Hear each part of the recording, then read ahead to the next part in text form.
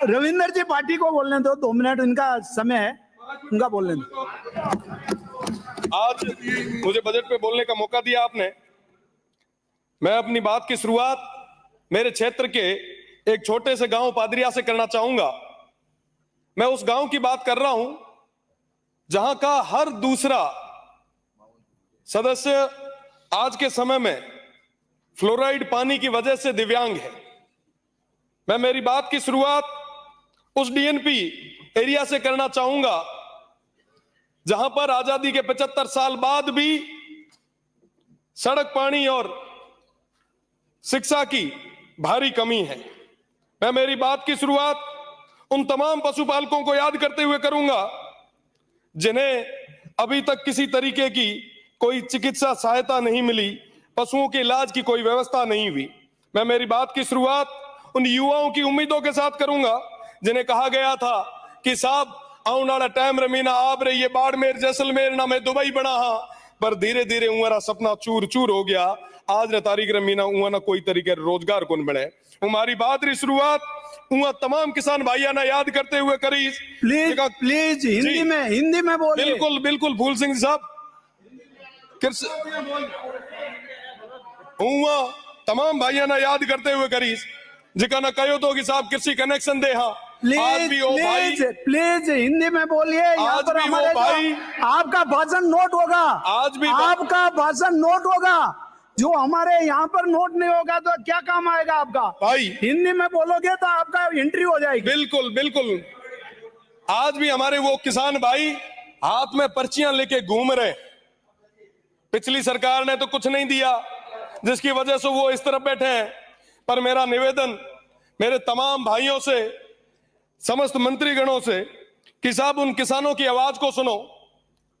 बिजली की वजह से वो इस स्तर पर परेशान है कि वो आत्महत्या करने के कगार पे आ गए।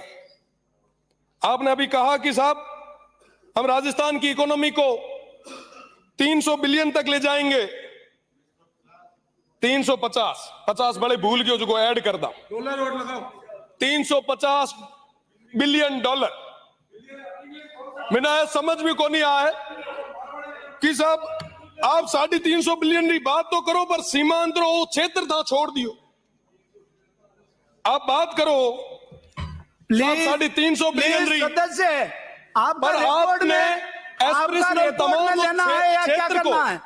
रिकॉर्ड में लेने के लिए प्लीज सदस्य प्लीज आप रिकॉर्ड में करने के लिए हिंदी में बोलोगे तो आपका हर लफ्ज नोट हो जाएगा।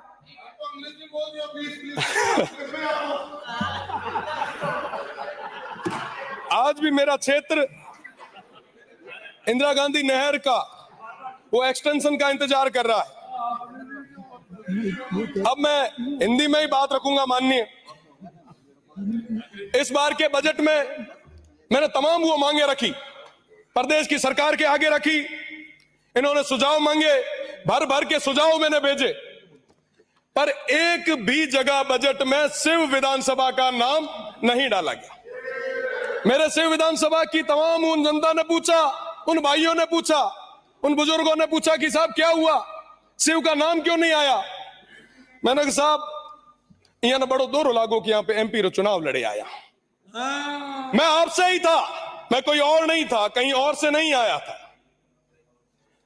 कोई अगर रीस हुए तो मारे हम काटो, मारे हुए लोगों कहीं कौन बिगाड़ी हुए। इस बजट में आपने सीमांत के उन लोगों को नकार के उनके साथ एक कुठाराघात किया है। हम किसके लिए मांग रहे थे साहब? उन लोगों के लिए जो आजादी के बाद तक अभी तक उन अभावों में जी रहे, पर बदले में उनको क्या मिला? मैं आप सभी से निवेदन करना चाहूंगा, प्रदेश की सरकार से निवेदन करना चाहूंगा, अभावों में जी रहे उन लोगों की ओर आप देखें।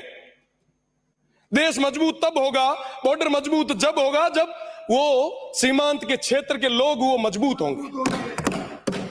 उन युवाओं को रोजगार मिलेगा, उन किसान भाइयों को बिजली मिलेगी, चिकित्सा मिलेगी। पर साहब आज के समय में कोई बात करने के लिए कोई तैयार नहीं साहब। कोई भी अगर बात है, कोई भी चीज है, आप हमसे करें। ये हो गया इनका। उन सीमांत के लोगों को किसी भी चीज की कोई सजा ना दे। 2-4 बार आपने सीटी बजाई है। मेरा निवेदन कि एसडीजी गोल पे काम करने का समय आया है।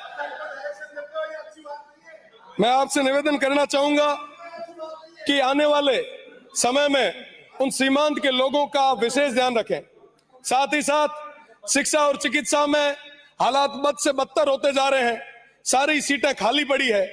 पानी की कमी इस स्तर पे है कि जो नर्मदा स्कीम 2017 में पूरी होनी थी वो अभी तक पेंडिंग चल रही है। जल जीवन मिशन की अगर मैं बात करूं तो जल जीवन मिशन अभी तक धरातल तक पहुंच ही नहीं पाया है।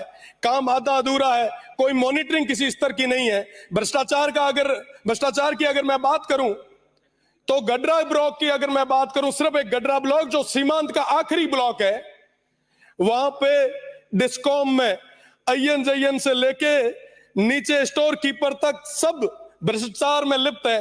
कोई सुनने वाला नहीं है। किसान आज खून के आंसू रो रहा है। मेरा निवेदन है कि उस गडरा ब्लॉक में जो कहीं ना कहीं सीमांत क्षेत्र पे है वहां पे एक बस स्टैंड की जरूरत थी। मैंने कई बार आपकी सरकार से निवेदन किया कि वो देश का आखिरी बस स्टैंड है, आप बनवाएं। छोटी छोटी चीजें हमारे वो जो लोग हैं वो मांग रहे थे, पर आप वर्तमान के इस बजट में दे नहीं पाए। मुझे लगता है साहब कि ये हमारे लिए निराशाजनक बजट रहा। मैं कहना चाहूंगा हमारे लोग काफी परेशान है। उन्होंने कहा कि उस क्षेत्र में जाके, उस सदन में जाके कहिएगा जरूर। एक लाइन जो मैं विद्यार्थी परिषद में आता हुआ टाइम कहा करता कि कदम कदम पर लड़े थे तुमसे, कदम कदम पर लड़ेंगे तुमसे, दम है कितना दमन में तेरे, देख लिया है देखेंगे। वो तमाम लोग आज भी तैयार है। मेरा निवेदन रहेगा कि सड़क से सदन तक की इस लड़ाई को आगे ना बढ़ाएं। उन तमाम हमारे सीमांत की लोगों की आवाज को सुने। आप सुविधाएं दिलाएं। बहुत बहुत धन्यवाद। माननीय सभापति महोदय।